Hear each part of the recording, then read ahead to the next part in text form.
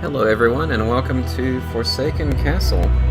My name is Brent, Purify Word Soul, and I'm about to play this game because I think it's really neat, and I don't think it could appeal to me any more than it possibly already does, as far as who the target audience is, because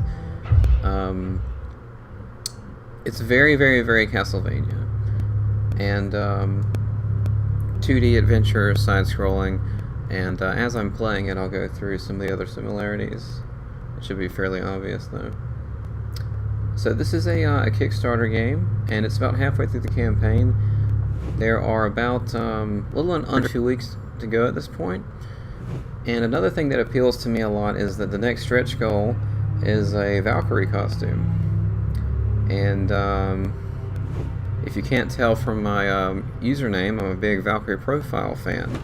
So, I love Castlevania, I love Valkyrie Profile, I need that next stretch goal, and I backed the game yesterday, so I'm really looking forward to seeing what we can do with this. So they actually released a new build of this on Monday, so things have been changed a little bit since the time I played it last, and there were a few glitches they fixed and a few different things.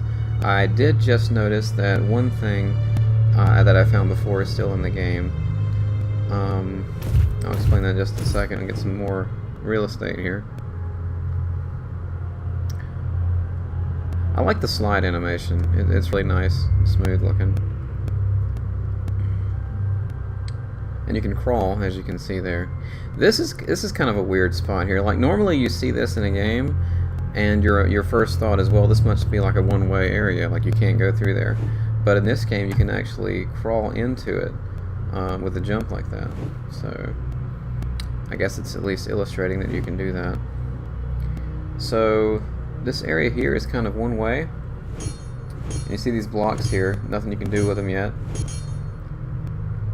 It's like, you know, a rocket door in Metroid. We're all familiar with that concept. So I first saw this thing and I thought it was an HP max up. But no, it is actually holy water. And one thing that I would like to see them change or improve a little bit would be the animation for the holy water. Like something a little more fiery, a little more, you know, a little more flair on that. But what I was talking about earlier, see, we can test it here. So when you slide, you can buffer the whip, and it plays the animation for the whip swing after you're done sliding, but it plays the sound effect for it while you're sliding. I don't know if you can hear it or not, but so normally you can't buffer the whip at all. Like if you just mash it, you'll eventually just kind of lose your rhythm. But if you time it just right, you can swing it, you know, several times in a row to get better attacks. So 1, 2, see, I messed it up there, but if I time it a little better, like 1, 2, 3, 4, 5, 6, 7, 8, 9, 10, 11, and I missed it there. So if you time it correctly and you're careful with your button presses, you can get a little bit more attacks in. But if you mash it, you'll eventually miss the frame where you can get more attacks in. It's not a huge difference, but I thought that was kind of interesting. Another thing about the whip is that there's no hitbox behind her where the swing starts. Sometimes there is in other Castlevania games, but she does not have that. And this is Lily, by the way. She is not a Belmont, but she looks like one. Oh, this is showing you that you have running jumps in this game. You have a run. Like at first when I saw this room, I believe I was under the impression that I had to do something with that rope there, but no, you just have to do a running jump. And the game doesn't tell you that, but you know, it's in the instructions, the tutorial page. The game overall is, the difficulty of the demo feels similar to the Bloodstained E3 demo, as far as difficulty. Another thing, we have these blocks here again, and I would kind of like it to be less obvious what you have to do there. Like, if they use the vines there instead, I think that would be neat, because it would kind of, you know, illustrate, okay, well, I need to cut that with something, so you could use the axe that you get later to open that up. I believe that was an MP up I just got. Zombie. 3 hits. I don't think I can get up there. And the holy water, 3 hits takes those out. Of course, you know, the obvious what you gotta do there. I think it would be neat if it just looked like destructible floor, like that you could take out. And maybe in some cases it could be like a magic circle, or like a seal or something, something demonic looking that the holy water has to take out. Of course, they might not be calling this stuff holy water, you know, maybe just me calling it that. But the jumps are really controllable. Like, you have a lot of control over the jumps, and I think Lily actually jumps a little lower than she did the first time I played the game. She seemed really high and really floaty when I first played the game. But she has pretty good airtime on her jumps. And here's the axe. So, if you notice, I can swap between, I always press up and attack to throw that, but you can switch between the sub-weapons at will. So it's like Julius mode and Dawn of Sorrow. You always have all of your sub-weapons. And I can't imagine they'll do that for the full game. Like, I imagine they'll space them out a little bit more. And the axe does more damage than the water and the whip. So that's pretty neat. It should be that way. You know, the axe usually does more damage than the other sub-weapons, so that makes sense. And there you go. So this crate here has nothing. A lot of things don't have anything in them. A lot of empty candles and crates and stuff. But that's fine. It's at least not like, you know, Dark Souls and Bloodborne, where there's never anything in anything. And you'll see me do this a lot, just, you know, by habit, but there's never anything in a destructible wall. I have a feeling they'll add those later, but I don't know. Maybe not. This guy will actually swing at you, so that's neat.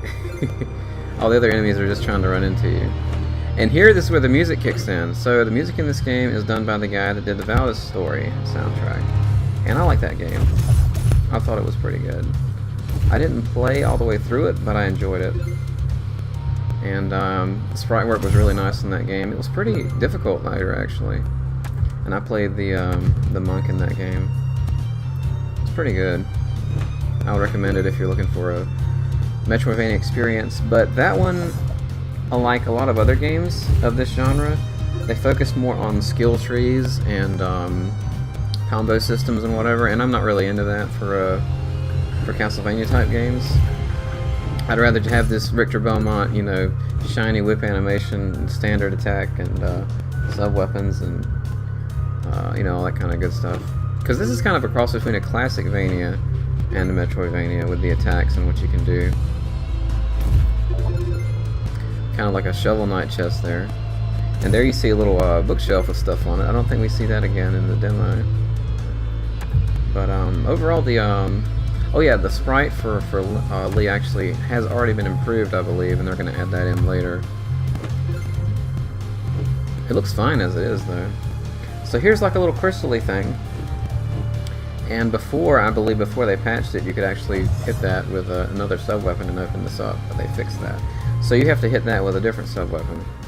And to spice things up, the straightforward sub-weapon attack in this game is not a dagger, but something else, and we'll see that soon.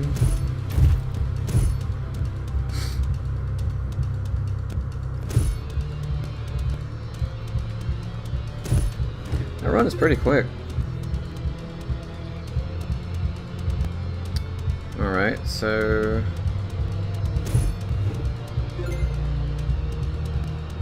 you can see I have kind of like a rupee count up there. I like how the money looks. Yeah, they remind me of rupees in Zelda, but like it seems like those last two I got both gave me 1 point. So I don't know if the different colors are supposed to be different amounts or what. I'd kind of like to see the water do a little bit more damage, but it might be alright because it persists for a while. so it's probably fine. See that? Like, I have to be on top of it for the whip to connect, whereas like, you know, Richter or some other Belmonts would have a hitbox here. But it's not really necessary. I mean, the game doesn't really need that because it's easy enough as it is. This is a mid-boss, and I don't think I can hit it from here, but it's an axe armor. Like, just straight up axe armor.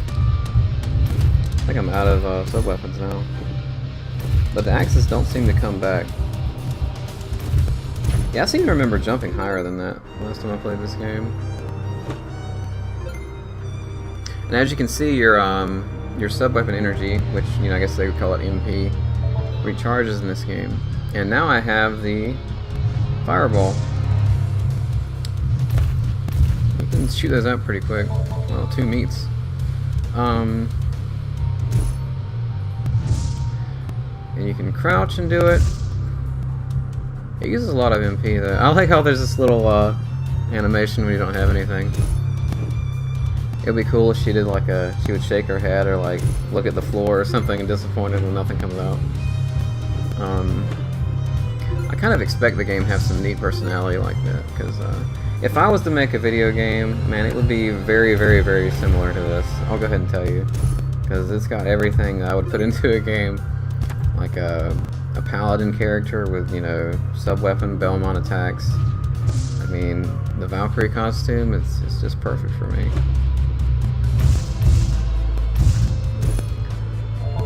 So that move doesn't do much damage, but it has a lot of range, just like the dagger. Probably have to run jump to get up there.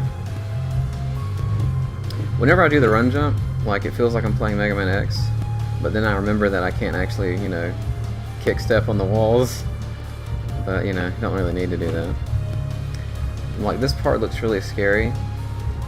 But since you even like running jumping there, like, you have such good control over your jump, I'm not really scared to do that. This is one spot. I took a screenshot of this part when I played the game before, because I really think they should put a destructible wall here, because it kind of looks like there would be. You see those little potions and the skull in the book there?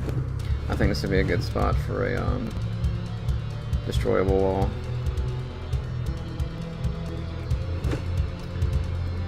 And moving along here, I beat the game the first time I played it in 14 minutes because I managed to go exactly where I wanted to go and didn't mess around that much.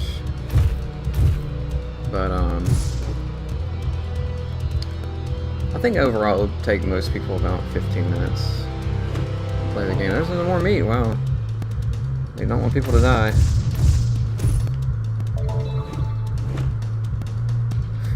This poor guy. Okay, he'll come down the steps, alright. Wonder if I can just do this, yeah.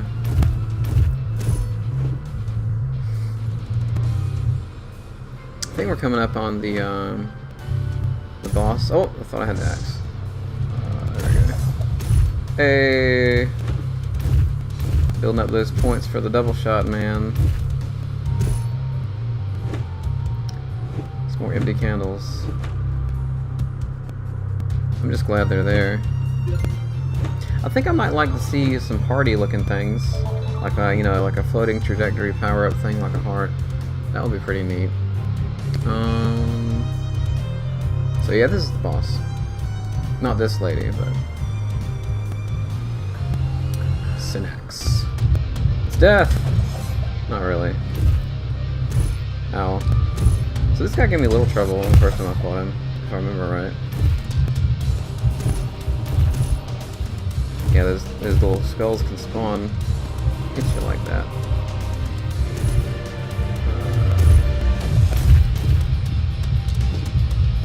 Boop.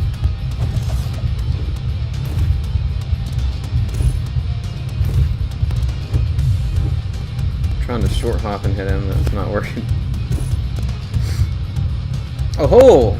You actually defeated Synax. I wonder if she's like a succubus or something, I don't know.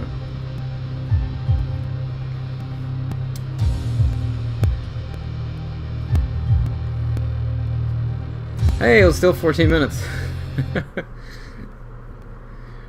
Alright. So, I'll kill a little bit more time talking about some things. Let's see. So yeah, this is clearly a derivative of Castlevania, but I think it's a welcome idea because it's much more like Vania than other things that seem to copy Vania. So, I mean, I've been looking for a classic Vania kind of like this, and I like the character. They're adding more stuff, of course. Here's another spot. I'm glad I saw this because I think this is entirely too obvious. It reminds me of Final Fantasy IV, where you would like see another part of the map with like an open area with a chest or something, and you'd be like, well, of course, there's going to be a little place I can walk in. And here it shows you the little divot part where you can slide in there. So they might just be like illustrating that that's a thing, but hopefully for the main game, it's a little bit more, you know, a little more hidden than that. And before I go, I'll illustrate the slidey thing again.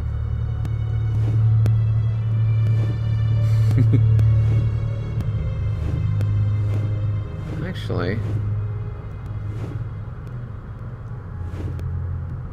when you do that, you can swing in different directions. You can't do that normally. Can't do it in the air either. Interesting. I wonder if that has a hitbox.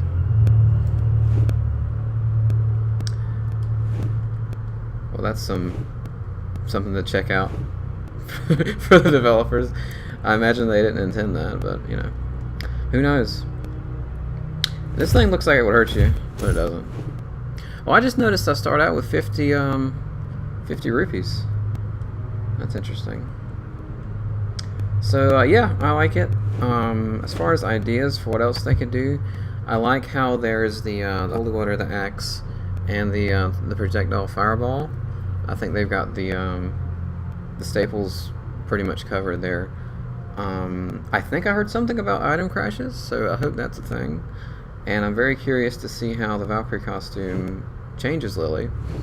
I wonder if she'll have a sword or a spear. Hoping for a sword so I can be like Lilith, you know. But yeah, I don't know. I don't know what other sub-weapons they would do either, because you know, they have most of what they need, and you know, the stopwatch is kind of hokey, and I think a rebound stone is kind of unnecessary.